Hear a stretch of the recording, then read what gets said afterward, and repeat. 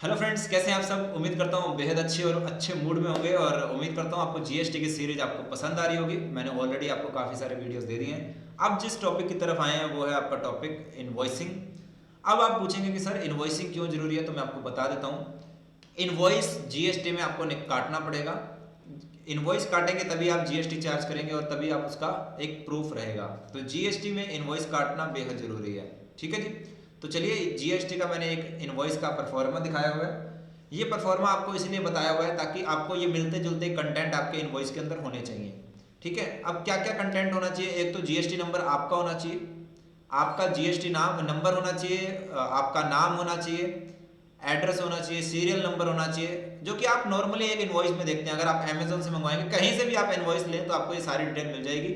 जो माल बेचने वाला है, मैं बेचने वाला वर्ड यूज कर रहा हूँ, हालांकि यहाँ पर वर्ड आता है सप्लाई करना, तो उसकी डिटेल, सप्लायर की डिटेल, देखिए वर्ड आएगा सप्लायर की डिटेल होनी चाहिए, उसका जीएसटी नंबर, उसका नाम, उसका serial number, invoice number, date, ये सारी चीजें तो होनी चाहिए। और साथ ही साथ जिसने उस माल को खरीदा है उसका नाम, उसका एड्रेस, उसका स्टेट कोड और उसका जीएसटी नंबर भी होना चाहिए। अगर वो अगर उसके पास जीएसटी नंबर है तो जीएसटी नंबर डालेंगे, अगर उसके पास जीएसटी नंबर नहीं है तो आप जीएसटी नंबर नहीं डालेंगे। अब थर्ड इन्फॉर्मेशन एक होती है, कई बार तो माल तो मैंने खरीदा जयपुर में, मेरा एड्रेस है जयपुर में, पर मैं कहता हूँ जयपुर ना भेज के भैया इसको दिल्ली भेज देना। मैं उसी को कहता हूँ तो ही भेज देना। क्यों, ऐसा क्यों होता है? पहले वो मेरे पास आएगा, फिर मैं उसको भेजूंगा, डबल डबल किराया लगेगा। तो इसलिए हम कहते हैं कि भैया तो सीधा सा भेज दे। तो उसकी डिटेल भी आपको इनवॉइस के अंदर डालनी पड़ती है। अगर आप ये इनवॉइस के अंदर डिटेल नहीं डालेंगे, अगर इनवॉइस में नहीं लिखेंगे, तो आप लोगों के ट्रक को सीज भी कर सकती है सरकार। क्योंकि सरकार का ऐसा मानना है कि आपने इन्फॉर्मेशन छुपाई है, आप इस माल की चोरी कर रहे हो, टैक्स को बचाना चाहते हो। तो इसीलिए ये डिटेल भी आपको लिखनी पड़ती है कि ये माल कहाँ को जा रहा है। ठीक है। आई होप ये बातें आपको समझ में आ गई होंगी। तो चलिए अब थोड़ा सा आगे बढ़ते हैं। साथ ही साथ नीचे अब जो आप देख पा रहे होंगे, अब आपको यहाँ दिखाई दे रहा होगा, देखिए कौन सी इन्फॉर्मेशन दिखाई दे रही होगी कि उस गुड्स का क्या नाम है। यहाँ पर डिस्क्रिप्शन में आप देखेंगे उस गुड्स का क्या नाम है, उसका एक एचएसएन कोड होता है। एचएसएन कोड मतलब हर आइटम को अलग अलग कोड दिया हुआ है। उसके बाद क्वांटिटी, कितनी क्वांटिटी में, मान लीजिए 5। ठीक है, 5 क्वांटिटी में है। यूनिट आप बता देंगे उसको, लीटर में है, किस में है। रेट बता देंगे, मान लीजिए 100 रुपये यूनिट। टोटल हो गया आपके 500 रुपये। डिस्काउंट हो गया आपका 250 रुपये, मान लीजिए 50%।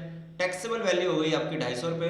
टैक्स हो गया आपका, मान लीजिए जो भी उसके ऊपर टैक्स है वो टैक्स लगा के आप यहाँ पर सारा कैलकुलेट कर देंगे। और मान लीजिए 10 रुपये 20 रुपये आपने कोई खर्चा लगाना है, तो टोटल आपका ये सारा खर्चा यहाँ पर आ जाएगा। उसके बाद वो आप उस पर साइन करेंगे और आगे भेज देंगे। तो ये इस तरह से इनवॉइस बनाना जरूरी है। ये आपको समझ में आ गया होगा कि इनवॉइस के अंदर क्या क्या चीज़ें चाहिए होती हैं। सर हमें क्यों पढ़ना है, हमारे गवर्नमेंट एग्जाम में इसके ऊपर क्वेश्चन आ सकता है, कुछ क्वेश्चन आ सकते हैं, उसके ऊपर हम चर्चा कर लेते हैं। ठीक है। पढ़ने के लिए आपको ये सारा का सारा मटेरियल मिल जाएगा, आप इसको पढ़ सकते हैं। अब आपको ध्यान रखना है, जब आप गुड्स बेच रहे हैं, जब आप गुड्स बेच रहे हैं तो आपको हैंड टू हैंड इनवॉइस काटना जरूरी होता है। जब आप सर्विस दे रहे हैं तो आप 30 दिन के अंदर इनवॉइस काट सकते हैं। जब आप सर्विस दे रहे हैं तो 30 दिन के अंदर इनवॉइस काट सकते हैं। तो यहाँ पर एक क्वेश्चन बन जाता है ये 30 दिन वाला। गुड्स के केस में आपको हैंड टू हैंड बिल काटना है। भैया अगर आप बिल नहीं काटोगे हैंड टू हैंड तो ट्रक वाला पकड़ा जाएगा। माल तो भेज दिया, ट्रक वाले को क्यों मरवा रहे हो, तो बिल हैंड टू हैंड काटना पड़ता है। पर सर्विस के केस में आप 30 दिन तक आपको समय मिल जाता है। ठीक है। उसके बाद अगर कंपोजिट डीलर है, कंपोजिट डीलर वही छोटा डीलर, तो उसको टैक्स इनवॉइस की जगह, देखिए टैक्स इनवॉइस काटना होता है, ये आपको ध्यान रखना है। नॉर्मल जो डीलर होता है उसको टैक्स इनवॉइस काटना होता है। क्या ये सर क्वेश्चन एग्जाम में आ सकता है? बहुत कम चांसेस हैं, फिर भी मैं आपको करवा रहा हूं और आपकी भी ड्यूटी है कि आप इसको करें ईमानदारी से, क्योंकि आपको नॉलेज मिल रहा है। ठीक है। तो यहां पर टैक्स इनवॉइस की जगह उसको क्या काटना पड़ता है, बिल ऑफ सप्लाई। तो अगर आपसे क्वेश्चन पूछे कि बिल ऑफ सप्लाई कहां काटना, कौन काटता है, तो आपको ध्यान रखना है कंपोजिट डीलर। एक बात आपको ये याद रखनी है, 200 से नीचे बिल का काटना कंपलसरी नहीं है, पर अगर आपसे बिल मांगा जाए तो आपको बिल देना है। तो यहां पर आपने 4 बातें समझी। सबसे पहले तो टैक्सेबल पर्सन को कौन सा इनवॉइस काटना है, टैक्स इनवॉइस को।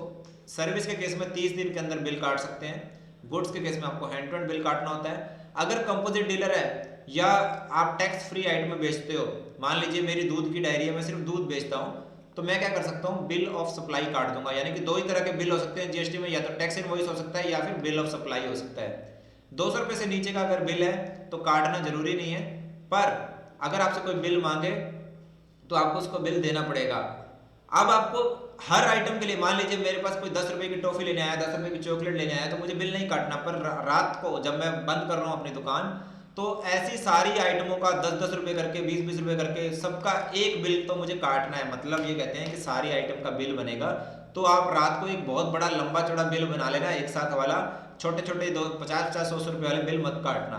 तो शाम को अगर आपका 8,000 10,000 रुपए का आपने ये छोटी छोटी आइटम बेची तो उसका एक ही बिल बना लेना, ये बात आपको ध्यान रखनी है। और अगर आपको कोई बिल ना दे 200 रुपए से नीचे, तो उसको पकड़ लेना कि भैया तुझे जीएसटी का बिल देना ही है, पर चेक कर लेना उसके ऊपर जीएसटी लगा हुआ है क्या उस दुकानदार के पास।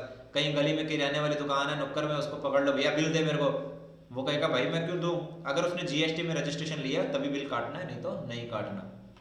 तो फ्रेंड्स, आगे बढ़ने से पहले मैं आपको यहाँ बता देना चाहता हूँ कि हमारे कोर्सेज आते हैं 30 डेज कोर्स, जिसमें आप दोनों पार्ट की तैयारी कर सकते हैं और इजीली कर सकते हैं। आपको यहाँ पर क्लास की पीडीएफ, हैंड रिटन नोट्स जिसे हम बोलते हैं, ईमेल भी कर दी जाएंगी और आप बुक्स को भी आराम से डाउनलोड करके पढ़ सकते हैं। इसके लिए आपको हमें एक मेल करना होगा, हम आपको फाइल आपको भेज देते हैं। वीडियो है, टेस्ट है, आपको इस कोर्स का पार्ट मिल जाएगा।